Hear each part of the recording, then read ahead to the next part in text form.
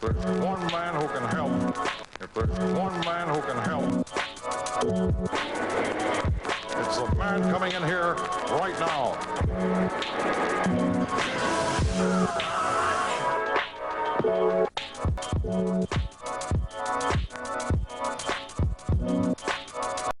Hello everyone and welcome to another episode of the Full Metal Alchemist fan guide of the 2003 anime series, typically on Full Metal Fridays. That's about 52 days worth for each week of the year, all part of a podcast made Full Metal. You can expect them typically on Fridays on Eastern Standard Time, 9 p.m. Today's episode is episode 10, The Phantom Thief. This follows the Elric brothers as they come across another small town, which is having issues with a mysterious thief. Conveniently, at the same time, they run into a nurse who works at a hospital, and quickly realize that these two women are in fact one and the same. This naturally makes them kind of upset.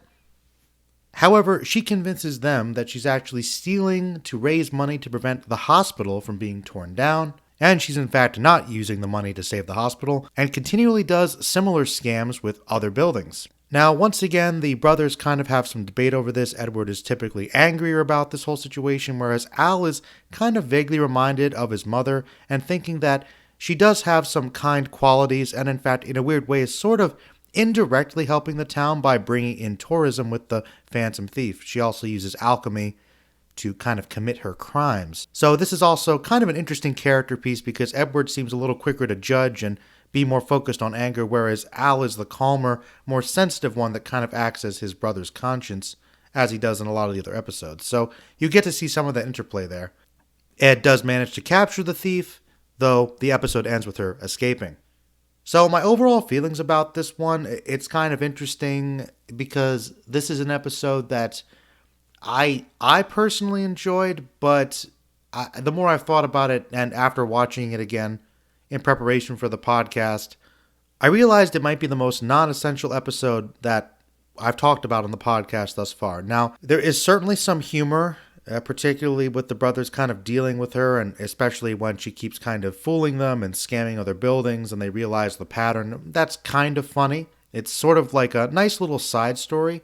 And once again, with their conversations, there is that interesting message that not everything is this black and white viewpoint of absolutes, that there can be some gray because the certain situations and people are complicated. However, I do think overall this episode does feel mostly skippable, especially because it's not really essential for the plot. So far, it's the first one I could say that it doesn't really even add to the 2003 series plot that much at all. But there is some good character stuff and a little bit of world building. My favorite Full Metal moment is probably when the detective first interrogates Ed and Al. It kind of reminds me a little bit of that detective from Lupin III. I kind of liked his reaction to things. It just kind of feels like we're in a little bit of a cop show for a minute. So a little bit of a change of pace that I appreciated. For my final score, I really was tempted to give this about a 5, thinking, okay, is this kind of middle of the road? But it is still Full Metal Alchemist, and even though it is kind of a throwaway episode, it still has some good story beats to it. There is some fun and some good character moments. But like I said, if you feel like you have to skip this one, you probably can. Alright everybody, that was the episode for this week. Before we go, we have a little guest spot. Hopefully we'll do more of these. My good friend, THEAnimeHERO, is going to give us his thoughts on the episode, because I remember from a conversation years ago, this was one that he actually really didn't like. So maybe, I don't know if it's his least favorite episode, but we'll find out. You're talking about episode 10 of Full Metal Alchemist 2003? I haven't watched this episode in years, and it still sucks! Why is it a tribute to Lupin III? The cop is obviously supposed to be Zenigata, complete with handcuffs and bowls of Japanese food! The Phantom Thief Siren is a combo of Lupin and Fujiko Mine. But the whole episode is false drama. Why did it turn into a comedic tale of Siren lying to the Ed boys and letting buildings blow up? The tone completely clashes with the serious nature of the previous 3 episodes. And then people try to justify her existence by luring in tourists to not Venice. All she contributed was go to this place, which Ed could have gotten that tip anywhere else. Despite Edward catching her, she still manages to escape. I really hope there wasn't plans on making her a recurring character. And if there was, it's a good thing it didn't happen. This episode is a waste of time. I'm the anime hero, and I hate this episode, and now you know why.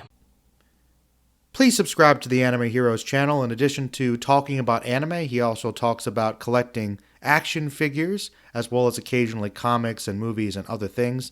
And he's actually working on his own comic/manga at the moment. So a lot of good stuff going on over on the Anime Heroes channel. Please check it out. All right, everybody. Thank you for sticking with me on this. Hope to see you in a week or two on Friday. In the meantime, stay magical.